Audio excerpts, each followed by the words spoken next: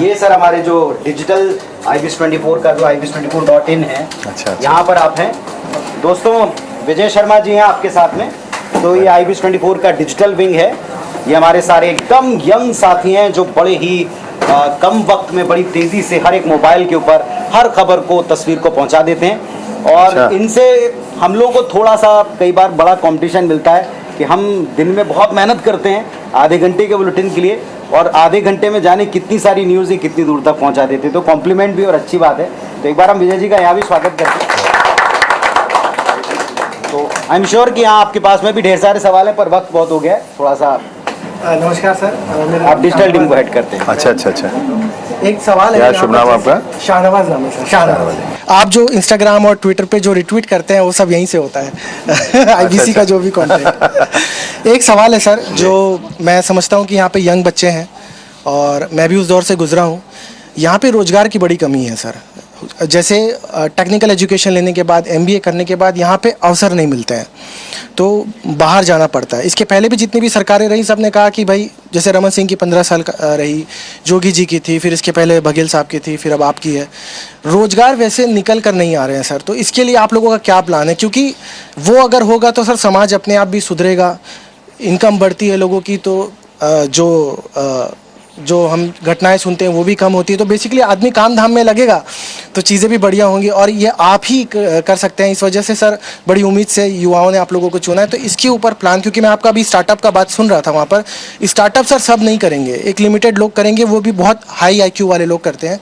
तो जो कॉमन बच्चे हैं, जो BA पास हैं, जो BCom हैं, या जो नॉर्मल PG कर रहे हैं, उनके लिए आप लोगों ने क्या सोचा हुआ है, और धरातल पे कब तक देखने को मिलेगा?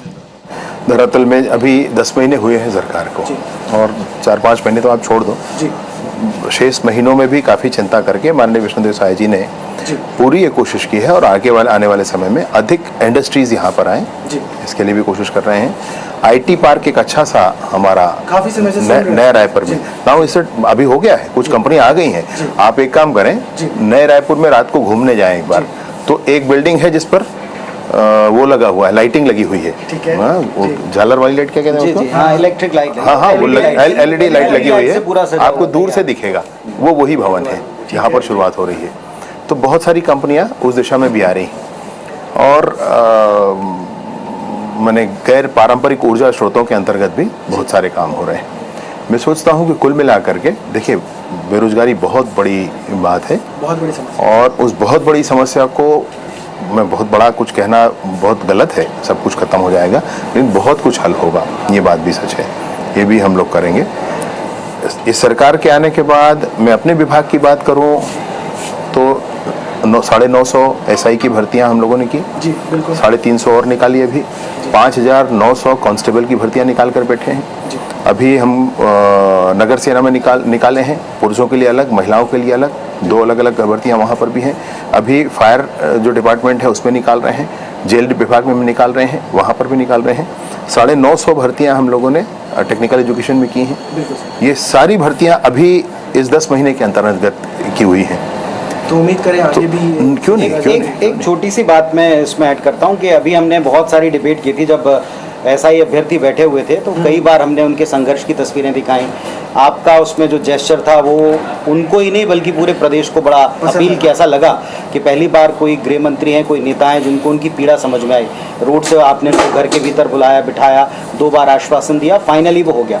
लेकिन एक सवाल जो सबके जहन में आता है बार बार कि हर बार कोई भी नियुक्ति भर्ती कंप्लीट नहीं हो पाती, कहीं ना कहीं अटक जाती, रुक जाती। अभी आज के उदाहरण आपने, तो ऐसा क्यों हो रहा है? क्या प्रॉपर होमवर्क नहीं हो रहा? नहीं, होमवर्क है इसमें। आज अभी इस भर्ती में कोई विषय नहीं है।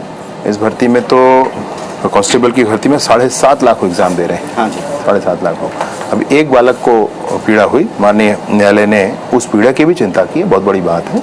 हम भी न्यायालय में जाकर निवेदन करेंगे कि उनका एग्जाम लिया जाएगा, बाकी सबका होने दिया जाए, और जल्दी ही ठीक हो जाएगा मुझे लगता है। जी, राहुल सौमित्र मेरे सहयोगी आ गए हैं। जब आप शुरुआत कर रहे थे तो वो नीचे बुलेटिन में चले गए थे। हम सब की बातें थे, जैसे आप व्यस्त हो गए हैं। मैं छोटे 1-2 पर्सनल सवाल जरूर पूछूंगा आपसे, हल्के फुल्के, लेकिन उसके पहले राहुल आई एम श्योर के आपसे कुछ पूछना चाहते हैं, और अभी बुलेटिन से आए हैं। ये तो हो गया। अब लाखों छात्रों की बात आपने कर दी, अभ्यर्थियों की बात कर दी। चलिए, अच्छी बात है। आपने कहा भाई ऐसा कोई काम नहीं होगा जिससे अटके भटके ना कोई भर्ती हो, भाई सीधे हम फॉर्म भरें और आप जाइए सेलेक्ट हो जाइए। ये आपका अच्छा लगा, आप छात्रों के बीच में बड़े लोकप्रिय भी हैं। आपके देश के गृह मंत्री बड़ी तारीफ करते हैं, मैं देखा हूं कई मंचों पर। उनका एक टारगेट भी है कि 2026 तक नक्सलवाद खत्म कर दिया जाएगा। और जब से आपको गृह मंत्री का जिम्मा मिला है, आप युद्ध स्तर पर उस पर काम भी कर रहे हैं। एक टास्क वो है और दूसरा टास्क है लॉ एंड ऑर्डर को बनाए रखना। तो कहीं इसमें कुछ मामला गड़बड़ तो नहीं हो रहा है? अब देखिए कई घटनाएं आ गई, आप सूरजपुर देख लीजिए और लोहारी डी हो गई। शायद राहुल कहना चाह रहे हैं कि एक तरफ ज्यादा ध्यान नक्सलवाद की तरफ फोकस्ड हो गए हैं। तो इसमें कोई आपको ऐसा ये क्रिएट कर रहा है, कहीं कोई कनेक्शन है या ये संगठित अपराध है? ये मैं बता रहा हूँ, सूरजपुर की घटना में कांग्रेस के नेता जिम्मेवार हैं, पकड़े गए हैं। आपको ध्यान है? हाँ, वो क्या एनएसयूआई वगैरह के अध्यक्ष हैं और उपाध्यक्ष हैं और सचिव वचिव हैं, सब लोग हैं, पकड़े गए। बलौदा बाजार की घटना में कांग्रेस के नेता जेल में। कवर्धा की घटना में कांग्रेस के नेताओं ने कभी उसको शांत नहीं होने दिया, ठीक नहीं होने दिया, बच्चों के पीछे भी खड़े होकर के राजनीति की।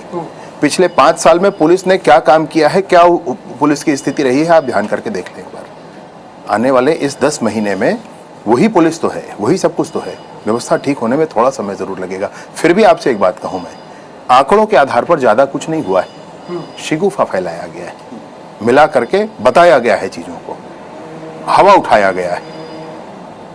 आंकड़ों के आधार पर बताएं आप क्या हुआ है। तो पिछली बार भी सदन में मुझसे पूछा गया था, विपक्ष के नेता ने मुझसे कहा था कि हमारी सरकार का कोई भी 6 महीना निकालिए और आपकी सरकार का 6 महीना निकालिए। मैंने जनवरी से जून 2021, 22 और 23 के आंकड़े और इस सरकार के, आपने माकूल जवाब दिया था, बराबर है। और वही बात आज भी है। क्या फर्क आ गया है? क्या फर्क आ गया है? आप अभी आंकड़ों के आधार पर अभी भी देख लें भैया। पिछले 2 साल पार्टी के लोग जो है, एक फर्क मैं आपको बताता हूँ, एक फर्क जो बताया जाता है और उठाया भी गया, वो फर्क ये है, वो कहते हैं कि 24 साल के प्रदेश में पहली बार कोई कलेक्ट्रेट फूंका गया। हालांकि उसमें हर बार ये कहा जाता है साहब कि ऐसा कभी नहीं हुआ, ऐसा कभी नहीं। दूसरा, एक गांव के भीतर लोग उद्वेलित हुए, माहौल बनाया, एक व्यक्ति को जिंदा जला दिया, एक पूरा परिवार जल जाता अगर आपकी पुलिस अलर्ट ना होती। हमने उसकी भरपूर प्रशंसा की।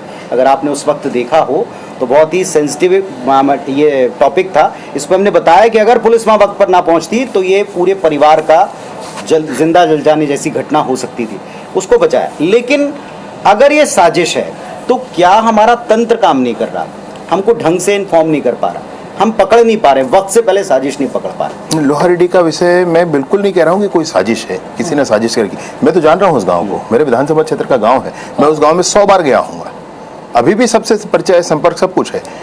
उस गांव में वो लड़ाई पुरानी थी, सब जानते थे। वो पहली हत्या हो गई, उस हत्या के तुरंत बाद घर जल गया, दूसरी हत्या हो गई, फिर तीसरी एक और मृत्यु हो गई। अब इन सारी बातों के बीच में आप मसला उठाएं वहां तक ठीक है, लेकिन ऐसे मसले उठाएं, ऐसा करें वो गांव शांत ही ना हो पाए, ये परिस्थितियां उत्पन्न की गई और बार बार की गई, एक बार 2 बार नहीं भाई। पूर्व मुख्यमंत्री जी 4 बार गए, ठीक है जाए वो, लेकिन मैं पूछना चाहता हूं कि बीरनपुर में क्यों नहीं गए थे वो। मैं पूछना चाहता हूं कि जब कवर्धा में जो घटना हुई थी उस पर क्यों नहीं गए थे वो। उन्हीं के जिले दुर्ग में जब वो लड़के को मार दिया गया था हिंदुस्तान जिंदाबाद कहने पर, तो वहां क्यों नहीं गए थे वो। आके जा भी रहे हैं तो छोटे बच्चे को भड़काने के लिए, जिसको भड़का करके वो बयान दिलवाए विजय शर्मा के खिलाफ, मेरे खिलाफ कर लो आप, मुझे दिक्कत नहीं है, लेकिन उस बच्चे को उस गांव में रहना है, कल कुछ हुआ तो कौन जिम्मेदार होगा?